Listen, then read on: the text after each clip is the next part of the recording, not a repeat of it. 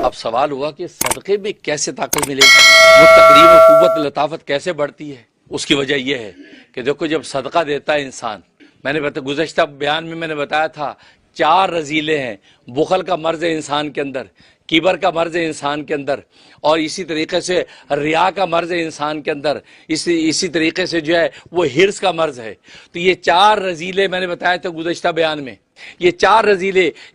رذیلے چھپا کر جب انسان صدقہ دیتا ہے، یہ چاروں کے چاروں رذیلے اس کے ختم ہو جاتے ہیں۔ جب نفس سے صدقہ دیتا ہے تو صدقہ دینے سے بخل ختم ہو جاتا ہے، کیونکہ بخل کے اندر تو انسان اپنے مال کو چھپا کے رکھتا ہے، دینا نہیں چاہتا۔ یہاں جب صدقہ دیتا ہے سب سے پہلے اس کا بخل ختم ہو جاتا ہے، بخل کٹ جاتا ہے۔ جب بخل کٹ جاتا ہے اس میں سخا پیدا ہو جاتی ہے، سخاوت کا جو ہے وہ وصف اس کے اندر ظاہر ہو جاتا ہے۔ اور پھر صدقہ کے بعد انبساط صدقہ، وہ پوری اطمینان قلبی اور خوشی کے ساتھ صدقہ دیتا ہے، کہ جس انداز سے یہ صدقہ دیکھتا چھپا کے کسی کو پتہ نہ چلے، پوری محبت کے ساتھ اللہ کے راستے میں صدقہ دے رہا ہے، اس کا مطلب صدقے پر اس کو جو قلبی خوشی ہے وہ کسی اور صورت میں نہیں ہے۔ تو گویا کہ انبساط صدقہ، ایک تو صدقہ دینے پر بخل ختم ہوا، اس کو سخاوت مل گئی، اور پھر اس نے جس خوشی کے ساتھ صدقہ دیا ہے، جس خوشی کا صدقہ دیا ہے اس کی وجہ سے اس کے اندر سے حرص ختم ہو گئی۔ جب خوشی کے ساتھ اپنا مال دوسرے کو دے رہا ہے اور دوسرے کے بعد مال دے کر اس کی طبیعت میں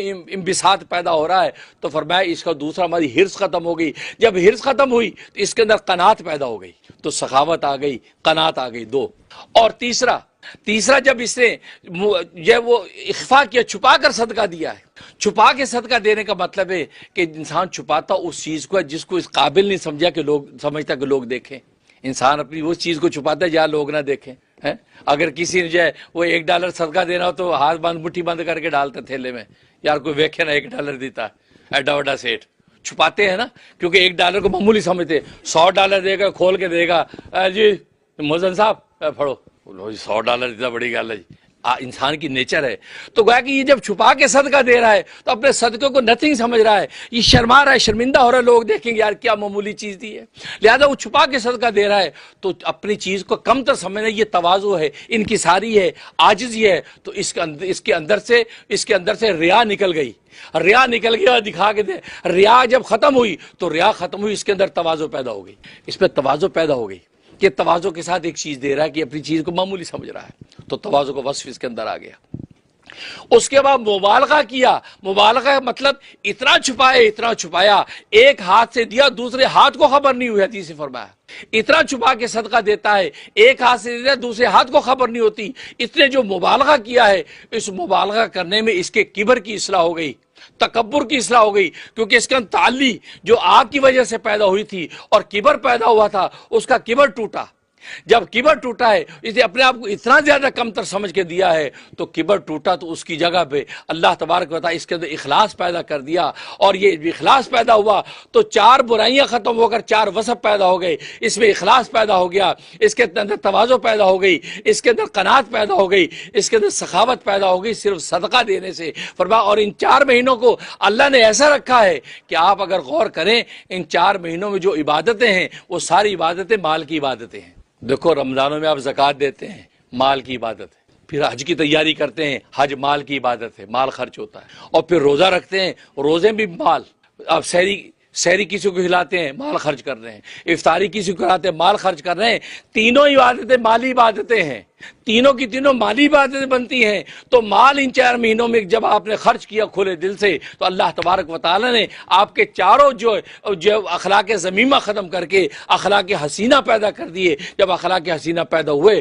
تو انسان ایسا ہو گیا کہ دنیا میں اللہ تبارک و تعالیٰ نے اس کے لیے جنت کا فیصلہ کر دیا۔ اسے ان مہینوں میں خرچ کرو زیادہ زیادہ، تبھی تو حدیث میں آتا ہے افطار کراؤ، روزہ افطار کرو، بھلے ایک لسی کے گھونٹ سے کیوں نہ ہو، بھلے کھجور سے کیوں نہ ہو، کیونکہ انفاق جب خرچ کرنا ہے تو ایک گھونٹ بھی اگر لسی کا آپ نے دے دیا، پانی کے گھونٹ بھی دے دیا، فرمایا وہ بھی انفاق کے اندر لکھا جائے گا، اور آپ کا وہ رذیلہ ختم ہو کر اللہ تبارک و تعالی اس کے اندر اوصاف فضیلہ پیدا کر دیں گے۔ اس لیے عبادتیں 2 ہی ہیں، ایک بدن کی عبادت، ایک مال کی عبادت۔ اگر بدن کی عبادتوں میں کوتاہی ہے تو مال خوب خرچ کیا کرو، کیونکہ مال کے ذریعے سے پھر تم شرمندہ نہیں ہوگے۔ نمازیں لنگڑی لولی ہیں، روزے ٹوٹے پھوٹے ہیں، لیکن مال خرچ کرنے کی عادت ڈالو، زیادہ زیادہ خرچ کرو۔ اللہ نے یہ موقع دے رکھا ہے، زیادہ زیادہ جب خرچ کرو گے، ہر چھوٹے بڑے دینی اور اچھے تقاضے میں خرچ کرو گے، ہر بیوہ یتیم کے سر پہ ہاتھ رکھ کے تھوڑا بہت خرچ کرو گے، فرمایا اس مال کی وجہ سے روز محشر میں جب پیش ہوگے، اللہ تبارک و تعالیٰ اپنے حقوں کو معاف کر کے اس مال کے خرچ کی وجہ سے جنت عطا فرما دیں گے۔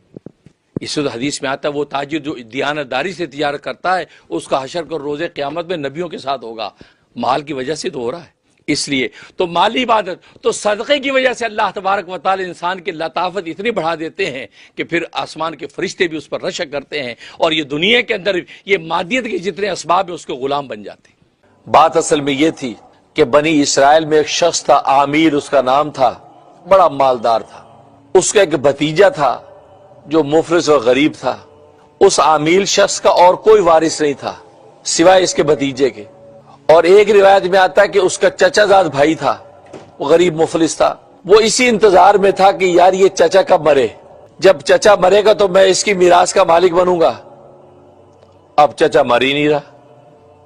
مال بھی دبوچ کے بیٹھا اور لمبی عمر ہے۔ اب بھتیجے نے سوچا کہ یہ تو بڈھا مرتا نہیں ہے، اس کو قتل کرو،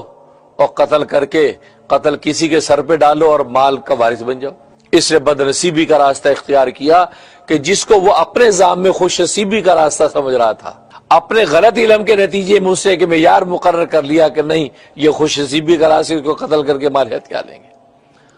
چنانچہ اس نے موقع دیکھ کے اس اپنے چچا کو عامر کو قتل کر دیا، قتل کر کے اس کی لاش کو شہر کے دروازے پہ جا کر پھینک دیا، اور ایک روایت میں آتا ہے کہ دوسرے محلے میں جا کر پھینک دیا تاکہ ان محلے والوں کے سر پہ اس کا قتل آ جائے۔ اب صبح کو جب لوگ اٹھے ہیں کہ ایک آدمی قتل ہوا ہے، اور خود یہ بھی اس نے بھی ہنگامہ کر دیا، میرے چچا کو قتل کر دیا جی، یہ بھی جو ہے رپورٹ لکھوانے چل دیا جب موسیٰ کے دربار میں کہ اللہ کے پیغمبر میرے چچا کو کسی نے قتل کر دیا، اور اس محلے کے اندر سے ملا ہے، ان محلے والوں سے پوچھیں، شہر کے دروازے پہ ملا ہے، شہر والوں سے تفتیش کرے میرے چچا کو قتل کر دیا۔ یہ خود سب سے زیادہ شور بجاتا پھر رہا ہے۔ اب ظاہر ہے کہ کسی کو کیا شبہ ہوگا، وہ کہے گا ایک ہی تو بھتیجا ہے اس کا، ایک اس کا وارث ہے بیچارہ، یہ کیا کر سکتا ہے، یہ تو واقعی ہمدردی۔ لیکن وہی بات ہے کہ آج کی دنیا نے، آج کی جدید دنیا نے جو یہ اصول بنا رکھا ہے کہ قتل ہونے والے کا سب سے پہلے دیکھو بینیفٹ کس ہو جاتا ہے، جس کو سب سے پہلے اس کا بینیفٹ جاتا ہے اس پر پہلے نظر رکھو۔ تو وہی بات ہے، یہ اصول وہاں سے نکلا ہے کہ بینیفٹ سب سے زیادہ اس بھتیجے کو جا رہا ہے اس کے قتل کا، تو پہلے یہ تحقیق کرو کہ بھتیجا تو انوالو نہیں ہے۔ خیر، اب تفتیش شروع ہو گئی تو موسیٰ علیہ السلام کو قوم نے کہا کہ اپنے رب سے پوچھئے کہ کیسے پتہ چلے گا۔ حضرت موسیٰ علیہ السلام نے دعا کی کہ رب ذوالجلال یہ عامر قتل ہو گیا ہے اور یہ فلاں جگہ ملا ہے، اب پتہ چل نہیں رہا کہ قتل کس نے کیا ہے، آپ ہی رہنمائی فرمائیے۔ تو اللہ تبارک و تعالی نے فرمایا کہ اس قوم سے کہو کہ ایک گائے ذبح کرو، گائے ذبح کر کے اس کے جسم کا ایک ٹکڑا اس مردے پہ مارو تو یہ زندہ ہو جائے گا، زندہ ہو کے قاتل کا خود نام بتا دے گا۔ یہ بات موسیٰ علیہ السلام بڑے خوش ہو کے، بڑا آسان راستہ ہے۔ قوم سے کہا جی اللہ نے حکم دیا کہ تم گائے ذبح کرو، تو گائے جب ذبح کرو گے اور گائے کا ایک جسم کا ٹکڑا، تو روایات میں آتا ہے وہ ٹکڑا کون سا تھا، ایک روایت میں آتا ہے زبان، کہ گائے کی زبان جو ہے اس مردے پر مارو، ایک روایت میں آتا ہے گائے کی سیدھی جو ران ہے، یہ سیدھی ران جو ہے اس کے اوپر مارو، ایک روایت میں آتا ہے کہ گائے کی جو دم ہے، اس دم کی جو ہڈی ہے وہ اس کے اوپر مارو تو یہ زندہ ہو جائے گا، قاتل کا نام بتا دے گا۔ اب موسیٰ علیہ السلام نے جب قوم سے کہا کہ اللہ نے حکم دیا گائے ذبح کرو، تو اس پر کہنے لگے اتتخذونہ ہزوا، آپ ہم سے مذاق کر رہے ہیں، ہمیں آپ مسخرہ بنا رہے ہیں، بھئی اس مردے کے قاتل کی تلاش اور گائے کے ذبح میں کیا مناسبت ہے، اس کا کیا تعلق بھائی، ہم تو قاتل ڈھونڈ رہے ہیں اور آپ کہتے ہیں ایک اور گائے قتل کر دو، یہ کون سا طریقہ ہے۔ حالانکہ وہ احمق تھے، یہ تو اسرار الہی ہیں، اللہ کے اسرار تو اسی طرح کے ہوتے ہیں کہ ظاہر نظر کچھ دیکھتی ہے اور اندر اللہ کے رموز کچھ ہوتے ہیں۔ پھر پیغمبر جب کہہ رہا ہے، جب پیغمبر کہہ رہا ہے تو بات ہی ختم ہو گئی، بجائے حجتیں کرنے کے سیدھے گائے ذبح کر دو، اور اس میں اللہ تبارک و تعالی بقرہ یعنی نکرہ ذکر کیا، کوئی بھی گائے ذبح کر دو۔ اس لیے حدیث میں فرمایا کہ یہ کوئی بھی گائے ذبح کر کے جب لے آتے تو وہ اسی سے کام بن جانا تھا، لیکن اب انہوں نے یہ سوچا کہ یار یہ حجتیں کرنے لگ گئے کہ یار یہ گائے جو ذبح کریں اس کی کوئی چیز جو ہے مردے پہ مارے گی زندہ ہوگا، اس کا مطلب کوئی عام گائے نہیں ہوگی، کوئی خاص گائے ہوگی جس کو کوئی خاص اوصاف ہوں گے، ایسی کوئی گائے ہوگی۔ تو اس پر انہوں نے سوالات شروع کر دی۔ تو خیر، تو حضرت موسیٰ علیہ السلام نے فرمایا کہ قال اعوذ باللہ ان اکون من الجاہلین، جب انہوں نے کہا کہ آپ ہمارا مذاق بنا رہے ہیں، تمسخر کر رہے ہیں، یہ کیا بات ہوئی گائے ذبح کریں؟ تو آپ فرمایا قال اعوذ باللہ، میں پناہ مانگتا ہوں اللہ کی اس بات سے کہ میں جاہلوں میں سے ہو جاؤں۔ یہاں تو اللہ کے اسرار الہی کا بیان ہے، اور یہ اس حکمت کی حقیقت کو کھولنا ہے کہ یہ قاتل کون ہے۔ یہاں یہ کوئی مذاق کا موقع ہے کہ میں مذاق کر رہا ہوں؟ ہاں، مذاق کا اپنا ایک مقام ہوتا ہے، موقع ہوتا ہے، لیکن یہ موقع مذاق کا نہیں ہے۔ تم نے مجھے کہا کہ اللہ سے دعا کرو، کہ پتہ کرو، میں نے اللہ سے دعا کی، اللہ نے مجھے بتا دیا کہ گائے ذبح کرو، یہ کوئی مذاق کا محل ہے؟ میں جاہلوں میں سے ہوں؟ تو گویا کہ موسیٰ علیہ السلام نے کنایتاً یہ تعریض کی ہے ان کے اوپر کہ یہ جو تم تعجب کر رہے ہو اس بات پہ، اور جی گائے ذبح کریں، یہ کیا مذاق ہے؟ تو حقیقت بھی تمہارا یہ سوال یہ جاہلانہ سوال ہے، کہ یہاں تو اسرار الہی پر گفتگو ہو رہی ہے، یہاں تو اللہ کے رموز کھولے جا رہے ہیں، یہاں تو ظاہر پر فیصلے نہیں، یہ تو باطن میں سے کیا خبر نکلے گی تم سوچ بھی نہیں سکتے ہو، اور یہاں پر تم مجھے کہتے مذاق بنا رہے ہو، تو یہ جاہلانہ بات ہے۔ تو گویا کہ جہالت تم کر رہے ہو، جہالت میں نہیں کر رہا ہوں، میں تو اللہ تبارک و تعالیٰ کا جو امر تھا وہ تم میں پہنچا رہا ہوں، یہ بات کہی۔ اس کے بعد انہوں نے پھر وہی سوالات شروع کر دیا، اچھا جی ٹھیک ہے، آپ سیریس ہیں، آپ مذاق نہیں کر رہے ہیں، تو پھر اس گائے کے بارے میں ہمیں سمجھ میں نہیں آ رہا، آپ ذرا کچھ تفصیلات بتائیے۔ قالوا ادع لنا ربک یبین لنا ما ہی، تو قوم کہنے لگی کہ آپ اللہ سے اپنے رب سے دعا کیجئے کہ وہ ہمارے لیے اس چیز کو واضح کر دے کہ وہ گائے کیسی ہو، کیونکہ انہوں نے سوچا کہ یہ کوئی عام گائے نہیں ہوگی، کوئی خاص گائے ہوگی، اس گائے کی کوئی صفت بیان کر دے، کوئی حالت بیان کر دے، کیسی گائے ہو۔ قال انہ یقول انہا بقرۃ، تو موسیٰ علیہ السلام نے فرمایا کہ اللہ تبارک و تعالیٰ کہتا ہے کہ وہ ایک گائے ہے ایسی کہ لا فارض،